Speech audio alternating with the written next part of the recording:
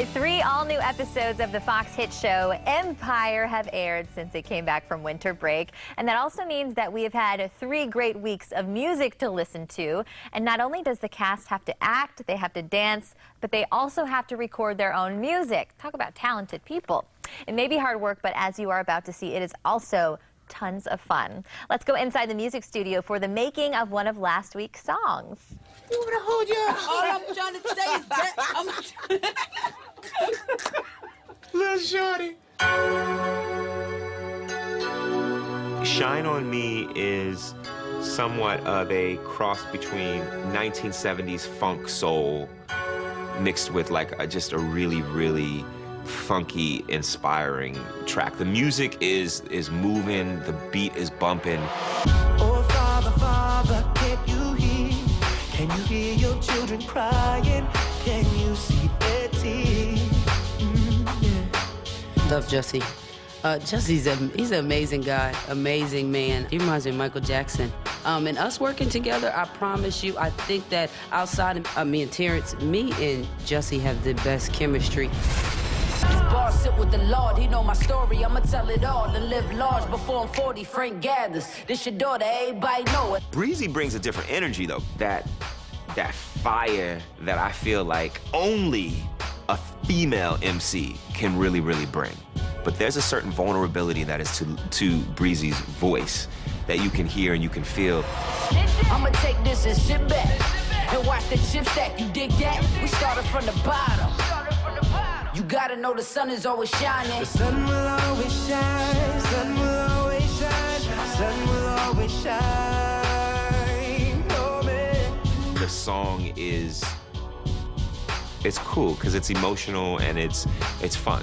It's fun. Hey, look at me, really look at me. Heart of a champion, eyes that have seen murder on my street, death on my block, cops that beat more criminal than cops. Shine on me.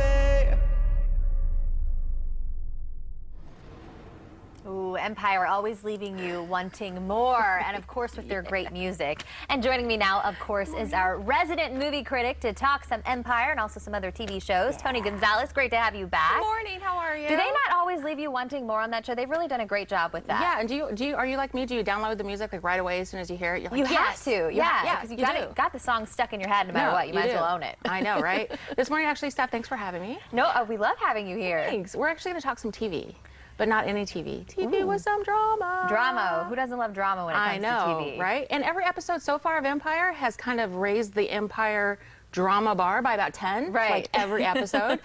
So if you're not caught up, I'm going to tell you guys out there, mute the TV right now because there may be some spoilers. So I'll give you 2 seconds. Turn it down. We don't want any spoilers. 2. Okay. Last week, we saw the death of the character played by Naomi Campbell. Okay. Campbell. Okay, so what about this week? Anything new? What should we be expecting? There's some insanity tonight. It's even more scandalous. I'm not going to give away anything that you haven't already seen in the promos.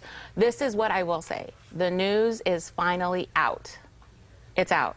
Tonight, the rest of the Lions find out what we, the audience, have known for a long time. Ooh. And that, of course, is that Anika is pregnant. Stop it. And that it's Akeem's. What? Oh my gosh. I know. That leads up to some juicy grade A drama and sets up actually a really good moment between Cookie and Anika that you'll see next week. But I'm not going to give that away either. Oh my gosh. Okay, set your DVRs for this one. Right. It's going to be good. All right, what else? Anything else? Well, Lucius and Akeem, they do battle it out for CEO, but that's, a story that's been building for a long time. But I will say this, and I'm not going to give it away, but there's a very big bomb that is dropped at the end of tonight's episode. Okay, all right. Well, she gave away some juicy details without giving away, I think, too much. But what do you make of Empire this far? Well, I think a lot of people complain it's too melodramatic. It's too like, oh my goodness. It is, but it's billed as a nighttime soap opera. Yeah. So you have to take it as that. If you're fine with that, totally. Everybody loves it. It is a nighttime soap opera. It is, yeah, it is. But if you like that kind of thing, definitely this is a show for you. Okay, good deal. All right, so tune into Empire. Definitely set those DVRs. And with all that excitement and drama, with that getting started, in just a few hours at 8 p.m., Rosewood, of course, is on. And that is going to be followed by an all-new episode of Empire that we had just been talking about. That is going to be at 9 p.m. And then, of course, keep it right here for all of your news and weather headlines with Fox 4 News at 10. And Empire isn't the only show that we are here to tell you about. We are also talking about Houdini and Doyle. I love this one. I know, Houdini and Doyle. Have you heard about it? I just did recently. I know. It's a new Fox show that's appearing right here on Fox 4 on May 2nd. I've seen the first couple of episodes, and here's what I'm going to tell you about. The show is anchored by Stephen Magnan. Now, Stephanie, you might actually recognize him from the TV show Episodes on Showtime. Did you ever watch that show? Yes, I do. I do. He was the lead. He plays Sir Arthur Conan Doyle. This is guaranteed to be good. Yeah, it is. Actually, he's the guy who brought Sherlock Holmes to life. He's the one who wrote about him, who brought him to life. The guy who plays Harry Houdini, his name is Michael Weston.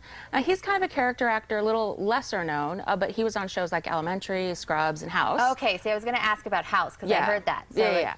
Same guy. Okay. And then the girl, she rounds out the threesome. Her name is Rebecca Lydiard.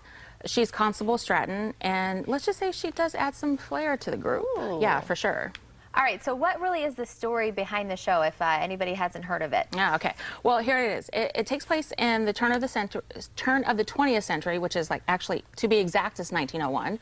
And this happens just as Doyle has killed off his first big character of Sherlock Holmes. First, let's talk about the good part. The production design is really good. It's really reminiscent of 1900s London. It's dark, it's dank, it's gray. Steph, there's lots and lots of gray in this. But that might be actually because a lot of the show was shot on location in Manchester, England. Yes, not in 1901, but you know, they did have a lot of the buildings to go off of. But here's what I do want to talk about. It's actually, there's a really good, interesting dynamic that's set up between the two lead men. On one side, you have Doyle, who has created one of the most rational characters of all time, yet he believes in the supernatural. But on the opposite side, you have Houdini, who practices magic and doesn't believe in magic at all. We have some of the best shows on Fox. I just have to say that, though. This is going to be a good one coming up. It is, and it actually, that sets up some really good storylines. I'm hoping that it doesn't get tired and they stick with it, because there are some really good ways that they can actually explore that relationship. Okay, so hopefully they will stay on top of that. And I would say, too, it's full of adventure. So if you haven't, I mean, watch the trailer on it, because it really is full of adventure. Yeah, there are some not so good things about it, though. Now, again, I've only seen the first two.